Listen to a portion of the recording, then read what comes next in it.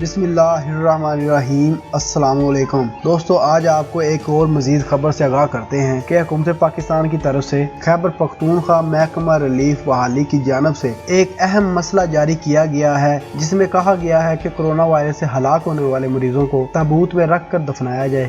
مزید بات کرنے سے پہلے اس ویڈیو کو لائک کریں، ہمارے چینل کو سبسکرائب کریں اور بیل آئیکن ضرور پریس کریں تاکہ مزید اپڈیٹس ویڈیو آپ کے ساتھ شیئر کر سکیں۔ اور جاری کردہ مراسلے میں مزید کہا گیا ہے کہ غسل اور تدفین کرنے والے افراد ماسک اور دستانے ضرور پہنیں اور دیگر ضروری اشیاء کا استعمال کریں، اور استعمال ہونے والی اشیاء کو فوری تلف کر دیا جائے، اور فوت ہونے والے کو تابوت سے دیکھنے کی اجازت صرف اور صرف قریبی رشتہ داروں کو ہوگی۔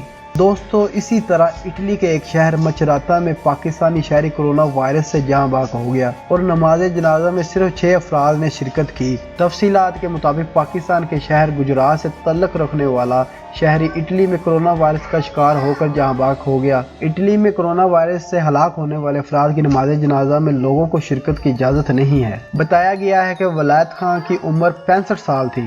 ولایت کے عزیزوں نے ویڈیو بیان میں کہا ہے کہ ہم ان کی نماز-e-جنازہ بھی ٹھیک سے ادا نہ کر پائے۔ میں اپنے کزن کے گھر افسوس کے لیے بھی نہیں جا سکتا، یہاں کا قانون مجھے اجازت ہی نہیں دیتا۔ انتظامیہ کا کہنا ہے کہ اگر کوئی بڑی شخصیت اس خطرناک وائرس سے ہلاک ہوتی ہے تو بھی اس سے یہی سلوک ہوگا۔ ویڈیو میں دیکھا جا سکتا ہے کہ صرف 6 افراد ولایت کی نماز-e-جنازہ میں شریک ہیں اور امام صاحب نماز-e-جنازہ کے بعد دعا بھی کر رہے ہیں، جبکہ دیگر 6 افراد فاصلے پر کھڑے میت کے لیے دعا کرتے نظر آ رہے ہیں۔ دوستو، اٹلی میں ہلاک ہونے والوں کی تعداد ہزاروں میں ہو گئی ہے۔ بتایا گیا ہے کہ تازہ ترین رپورٹس کے مطابق اٹلی میں کورونا وائرس سے سب سے زیادہ متاثر ہونے والا ملک بن گیا ہے۔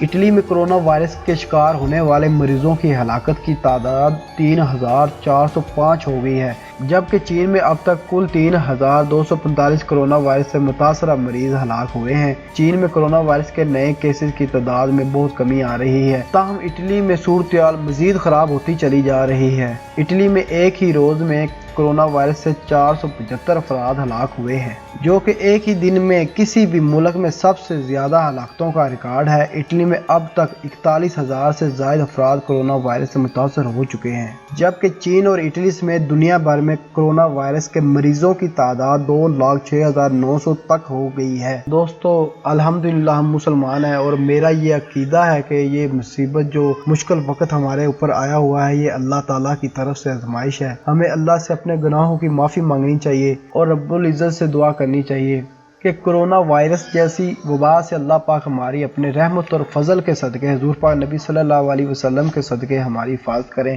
تو دوستو، میرا ایمان ہے انشاءاللہ تعالی اللہ پاک ہماری دعا ضرور سنے گا۔ اور اس کے بعد ہمیں چاہیے کہ حکومت جو اقدامات کر رہی ہے اس پر بھی یقین کریں اور ان کی سپورٹ کریں، جیسا کہ حضور اقدس صلی اللہ علیہ وسلم نے فرمایا کہ اللہ پر یقین رکھو، اونٹ کو باندھو، یعنی کہ تقدیر کے ساتھ تدبیر پر بھی یقین ہونا چاہیے۔